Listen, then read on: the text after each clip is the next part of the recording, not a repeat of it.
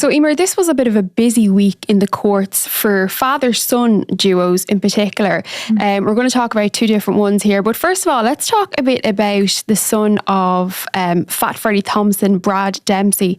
So Brad Dempsey's a 24-year-old man, and he was basically jailed for 8 years this week for firing shots into a car. This happened in 2022 in Dublin 8, so the South Dublin area. He fired 5 shots into the car, and there was 4 people in the car at the time. I think an hour earlier, an associate had been assaulted, so it was linked to that, and that was used kind of as a reason that, you know, obviously the situation escalated into this offence. But I guess Brad Dempsey has created more headlines than may have been otherwise warranted this week because of who his father is. So his father is Freddy Thompson, who is currently serving a life sentence in Portlaoise prison for the murder of Daithí Douglas. Daithí Douglas died in November 2016. His murder was linked to the feud. Fat Freddy went on trial before the Special Criminal Court and was found guilty. So we can go into him in a minute, but I suppose this particular incident, it gave rise to obviously the court case, which gave rise to really interesting background about Brad Dempsey and how he grew up in a very difficult childhood. The court heard how he was exposed to criminality from a very young age and how he became addicted to drugs in his young teenage years. And his mother... Yeah, tell us about his mother, because this is very interesting. We heard all this, the court heard all this through his mother, who wrote a letter for the court and kind of gave a statement. Yeah, so his mother is Vicky Dempsey, so she is a former partner of Freddy Thompson, and she was there. Brad Dempsey's partner was there as well. This offence took place when he was, a good few years ago. So he was, it took place 2.5 years ago. So he was obviously a younger man, and that was spoken about, and then it was spoken about his difficult childhood. She mentioned that in the letter that she suffers a lot of guilt for the trauma that she says Brad would have suffered in his childhood, and I suppose that was given in as a character reference, and that was taken into account. He was jailed for 8 years, but I guess there was a headline sentence of 12 years, so it was reduced, and that probably would have been one of the factors. It was also told how Brad wants to turn his back on criminality. He wants to start a family one day. His partner was there in court alongside his mother Vicky, and it was also told how he wants to be a personal trainer. So I suppose it was couched in the sense that, you know, there is a future for him. He's only a young man. He's only 24. And, you know, while he did plead guilty to this offence, he originally denied it when he was first arrested by Gardaí, but then he did issue a guilty plea. So he was given allowance for that as well by the judge. And I guess, you know, you're looking at it is a very strong sentence, 8 years, but I suppose firing a gun into a car with 4 people, you know, he's lucky that nothing more serious happened, and that has to be considered as well.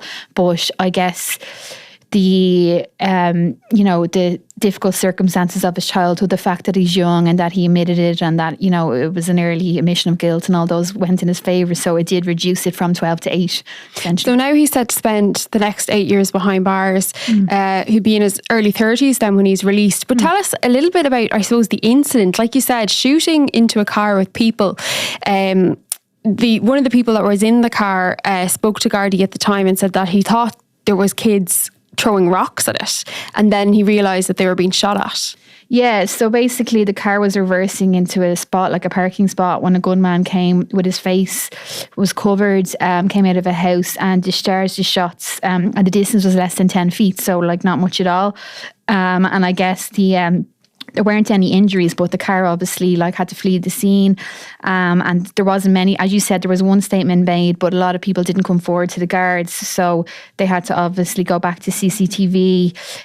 The court was told that an hour before the shooting, Brad Dempsey was an associate of Brad Dempsey was assaulted near the scene, and then that Dempsey had arrived there in a taxi and went into the house around an hour and a half later. So you know, he came onto the scene as a result of that.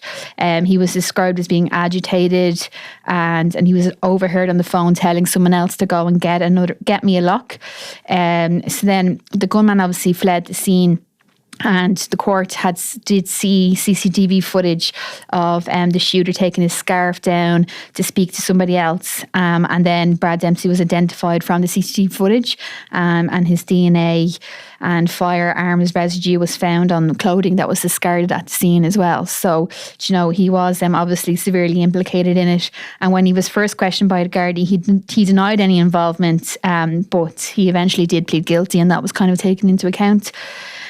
And I suppose the court also heard about his previous convictions for violent disorder and possession of drugs as well. So, that would have been taken into account too. But I guess the incident was extremely scary for those involved, for eyewitnesses, and just very reckless, because it's one of those ones where you don't know where a bullet's going to hit, and there could have been much, much worse. I suppose he's lucky that this is what he's facing, I suppose, in that context. Yeah, and this was in a housing estate in Dublin, so obviously in a built-up area there would have been, random citizens around. So this was in the Circuit Court in Dublin, and I can imagine there was probably emotional scenes from his mother and his partner, as it says, that he was kind of led away by the prison officers. Yeah, I think so. He did make moves towards them when he was being taken away. So he waved towards them, and they were obviously there to support him. And the judge did, as I said, did take in his expression of remorse in his guilty plea. So I suppose if you're sitting in the court and you have this young person that does have their life ahead of them at the same time, despite what he did, probably was emotional scenes. And yeah, I suppose he will hopefully maybe learn from this, but yeah, there certainly would have been emotional scenes, but I guess I don't think he directly reacted, but he did wave to them when he was being led away. Yeah, like when you're sitting there in the court and sometimes you're might be waiting for some other hearing to start and you're kind of watching the cases go on, you can see these people sitting in court. They have their bags packed, they go up into the box, they're sentenced. There's emotional scenes as partners, girlfriends, wives, husbands hand over that bag as they go off to prison, and it is quite emotional to see that happen, despite what may have transpired and what their crime might have been. Of course. But it is difficult to watch. Yeah, I can imagine. And I suppose we can't speak for them, but Vicky Dempsey has obviously, she will have to watch her son, he's only 24, being led away, and I suppose she spoke herself about how she had guilt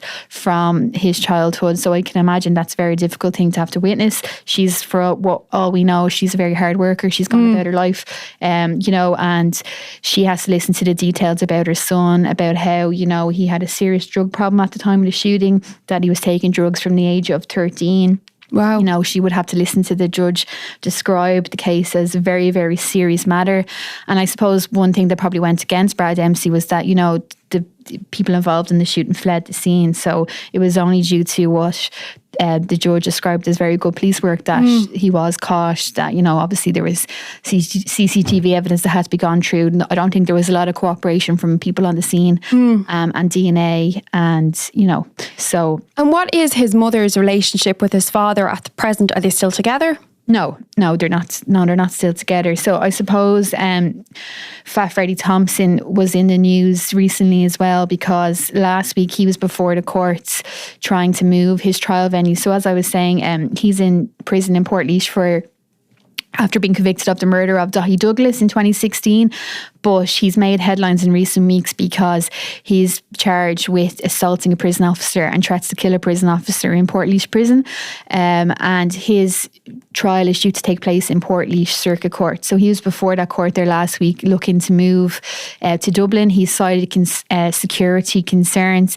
He actually ironically brought the Sunday World into it, because he said when he was brought out of the prison van, 4 men approached him, and it turned out that these were photographers, one of 2 of whom staff working for the Sunday World, and he kind of used that as an example in the court. But the Gardaí quickly said, these were photographers, there was no security threat there at all.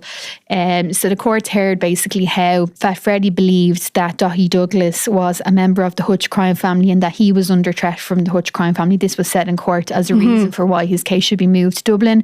It also heard how Dublin would have more security around the courts building, because the prison vans are brought under the car park into a secure car park.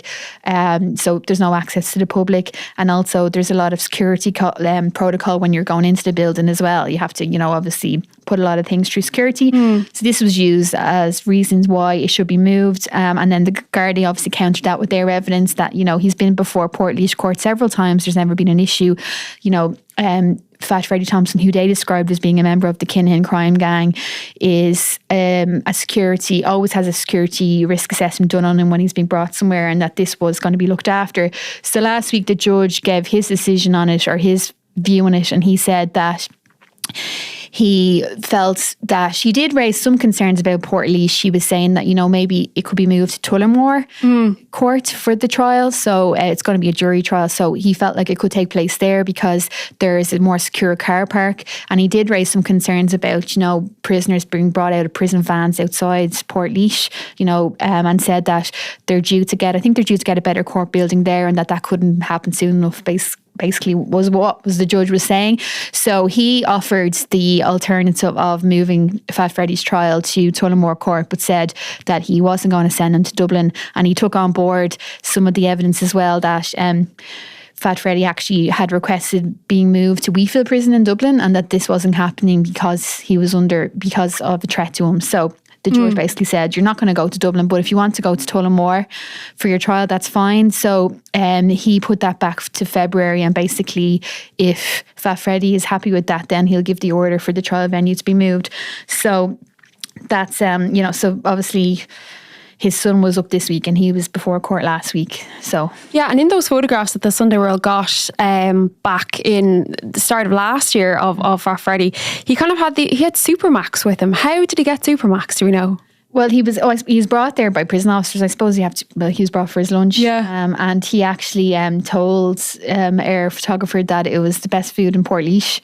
He was happy with it. He was photographed with the carton, obviously. So yeah, he was. I don't know if that's the kind of advertising they'd want now, but he was quite happy with his food. Yeah. So I suppose that he was out for the day. In terms of courts, they brought him there for lunch. Yeah, and that case now is a jury trial. The one with Daithí Douglas, that would have been special criminal court? That was special criminal court. So that before 3 judges, not in front of a jury.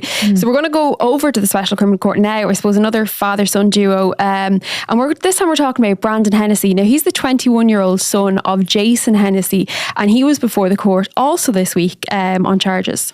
Yeah, so Brandon Hennessy had a bit of a better outcome in terms of his sentence that he got handed down. So he's, as you said, he's the son of Jason Hennessy Sr. Jason Hennessy Sr. was shot dead in the restaurant in Blanchardstown on Christmas Eve 2023 in Brown Steakhouse. He was only 17 when that happened. He was only 17 when that happened, yeah. So Jason Hennessy Sr. would have been a serious criminal in his own right, was very well known to Gardaí. So there's several men, including his son Brandon Hennessy, before the special criminal court in relation to the killing of Tristan Sherry. So Tristan Sherry was the gunman who shot Jason Hennessy. Jason Hennessy had tackled him, and then he was set upon. So there's 3 men charged with murder before the special criminal court. Brandon Hennessy is not charged with murder. He's facing a charge of violent disorder, that he took a brush towards Tristan Sherry in the restaurant. And the judge, basically the special criminal court, has heard that trial of the men, and they're due to give their verdict later in February. I think it's later in February. Basically, obviously it's different to a jury trial where the jury will sit and then they'll deliberate straight away. The three judge special criminal courts, they hear the evidence and then they reserve the judgment and they prepare their judgment, and then they give it a certain amount of time later. So that will happen in February. But Brandon Hennessy was this week before courts in relation to a completely separate crime that took place a few years before this. So when he was only 17, he was basically caught digging drugs, so burying 30 grand worth of drugs in the Blanchardstown area. So sorry, you were 17 at this time. It would have been what, 19, 20 then when the steakhouse shooting happened? Yeah, exactly. So he was 17 this time. He was 17 this time. Yeah. So basically, he pleaded guilty to possession of this amount of drugs, and the court heard evidence about how him and an associate were seen at a GA pitch in Blanchardstown, that basically Brandon Hennessy there was a shovel there, Brandon Hennessy was handing him his drugs and he was starting to bury it. So when the Gardaí came along, they had been watched, and when the Gardaí came along they ran, but he did eventually admit this, that he was involved in it. And I suppose this week he was given a 3-year sentence, but it was fully suspended on the basis of, obviously, that 18 months that will be probation bond after as well. So if he's of good behaviour for this time, he won't have to go to jail, essentially. And I think what went in his favour was that he was only 17 at the time. And then there was obviously a lot of, even though this crime took place before the death of his father, there was a lot of evidence given, again, about, I suppose, the troubling background that he's come from, and that how his father was murdered in front of him, and that, he's been a great comfort to his mother. And this was taken into account by Judge Martin Nolan, and as I said, his age as well. So he was given a suspended sentence. And did he have any previous convictions? No, I don't believe that he had any previous convictions. I suppose he was only, his young age was brought into it. He was only, he only turned 18. Sorry, he turned 18 a month after his arrest. And to mention, he has no serious previous convictions, but he has 2 very minor road traffic convictions. So basically, in terms of serious criminality, that wouldn't have really probably added much more to his sentencing. And he also had a number of people give sort of, character references about him as well, which is something I have, it probably obviously does happen, but something I haven't seen before really in a case like this. There was somebody describing as a talented footballer. He got a testimony from his youth worker, which, of course, I can imagine that being part of the mitigation as well. But tell us a bit more about that, about the sort of the mitigation that was put forward for him.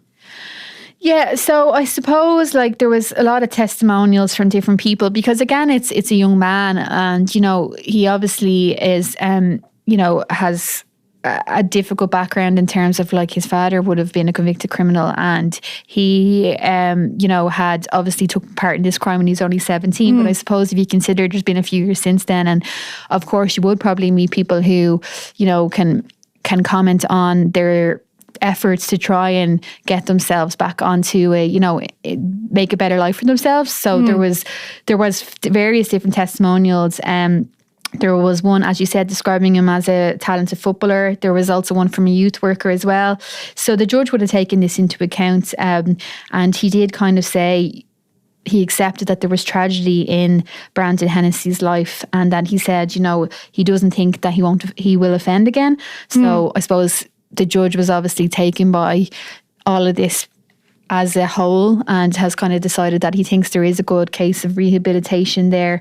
And I suppose the judge also commented on that the guards had been watching the situation evolve, and that was probably a factor maybe went against him, that the guards spooked on him, but at the same time he did put in a guilty plea. He did admit his role in it, and he did cooperate with the Gardaí, and the judge commented that his mother needs him at home, essentially. Yeah, and the general age, it says, of criminal responsibility in Ireland is 12. So that means anyone that's over the age of 12 can be charged with any sort of offence. That goes down to 10 or 11 if the child is charged with something like some more serious crime, like murder, manslaughter, rape, even sexual assault. But 12 is such a young age for criminal responsibility, don't you think? Yeah, it is. But I guess, I do agree with you. But I also think that's been kind of taken advantage of as well, in that there is a youth diversion program in Ireland, and it's rare to see somebody before the children's courts. They're usually given a lot of opportunities. The juvenile liaison program, they might be dealt with in that way. So, and we've done many stories about how criminals are recognising that, and recognising that these young teenagers, vulnerable teenagers, probably aren't going to serve any jail time for the first couple of years anyway of taking part in these. So they have them running drugs, and they have them being lured into this world with the promise of nice clothes and money. And if kids are coming from difficult backgrounds where there isn't much of that, of course you'd be lured in that way. But so while it is low, I think this is also the reality of it is it's rare for children of a young age to be maybe punished. They're not being punished obviously in the same way that you would as an adult, and this is probably something that's been taken advantage of by criminals. And we've seen that in the case of, you know, people like Cian Mulready Woods, who was obviously murdered in one of the most shocking cases in Irish history, but he was 17 and he was so immersed in the world of gangland, even though he was only 17, a child in the eyes of the law. And it was because he'd been groomed from a young age and would have probably been doing things like that, you know, on behalf of drug dealers, you know, going looking for debts and stuff like that. So yeah, it is a very low age, and you do think, God, but I suppose there's a reason for that. And like, you know, it's definitely the fact that it is looked at more leniently by the justice system, the age, and then that is definitely taken advantage of by serious criminals. And definitely, and on the back of that, I suppose there is new grooming laws that have come into place that have kind of changed, or, you know, or hopefully will change how that sort of the criminal justice system deals with kids that have been groomed into drug gangs like that. Yeah, I think that's very important because, like, you know, we've done stories of kids as young as 10, you know, in certain areas of Dublin being used by drug dealers to carry drugs and to carry different kinds of contraband, and to basically do little errands for them. But it always starts somewhere and then leads, you know, somewhere that nobody wants to go. Like, so I think it is an important piece of legislation, and hopefully it goes that way as well, because, you know, it's basically taking advantage of kids who don't see any other options and who maybe don't have the opportunities that other children have, you know. So it's and like, you kind of think, like, what would happen if this was you know, if this was something that was punished more severely in the past, you know, would it stop certain kids being brought into it, like. And just to go back quickly to Brandon Hennessy, he is 24. His father was 44 when he died. Yeah, so Brandon Hennessy is 21, so his dad was in his mid-40s. And the same with Brad Dempsey, he's only 24, and Freddy Thompson is 44. So these men were very young fathers as well. Of course, yeah, of course. And I suppose, you know, they both come from families that would be known to the media, known to the Gardaí. So obviously that's hard in its own way as well. And, like, you know, in particular, Brad Dempsey his defence spoke this week about his desire to get out of that world, to turn his back on crime. And obviously it was heard how Brandon Hennessy was traumatised by what happened to his father. You know, he's before the special criminal court, but he's a really strong support to his mother at home. So yeah, it's they were young fathers, and I suppose they have you know, they're both, I guess, not with their children at the moment. And I suppose we can only hope that, like, you know, people might have their views on them and the crimes that they've committed. Obviously nobody's diminishing what they did, and, like, as I said, shooting into a car full of people, God knows what could have happened. But I guess they are young men, and they've not probably had the best start in life, so we can only hope that maybe they do what their defence has said and turn their lives around. It actually reminds me of something. I was watching a documentary last week about, now obviously completely separate circumstances, but it was about John Venables and how the justice system maybe failed him, and there was a psychologist or something on it, and he was talking about how he's always asked if he's, did you, because, you know, he had interviewed John Venables. This is one of the killers of Jamie Bulger, 2-year-old child who was killed in Liverpool in 93, I think. And he had said, you know, everyone always asked me, did you see evil in his eyes? Could you tell he was evil? And he said, you know, evil is a biblical term. I didn't see evil in his eyes. He said, you have to look past the term evil and actually look into the background of who these kids are, how they grew up, and maybe that will give you an answer as to why they did what they did. And this is kind of seems very true with these guys, and how it is all in their background and how they were brought up. Yeah, and I suppose you have to counter that with, you know, there's a lot of people who came from very disadvantaged families. Yes, and don't do anything. And, you know, so you can't just use that as an excuse, but it certainly has to be taken into account, because it goes back to that nature versus nurture argument, doesn't it? Really? Exactly. And you see that as well with, you know, a lot of, again, this is not a generalisation because it's a horrific thing to experience, but you do see when we're dealing with court copy from people who have been convicted of horrific sex crimes, that, you know, some of the time a part of their mitigation and their defence is that they were the victims of that growing up. So again, it is not in any way an excuse, but I guess it's something that is taken into account by the justice system. And I suppose it has to be because, you know, some people can be a victim of their circumstance. And Absolutely. And I guess the idea of the justice system and prison is to try and rehabilitate as well.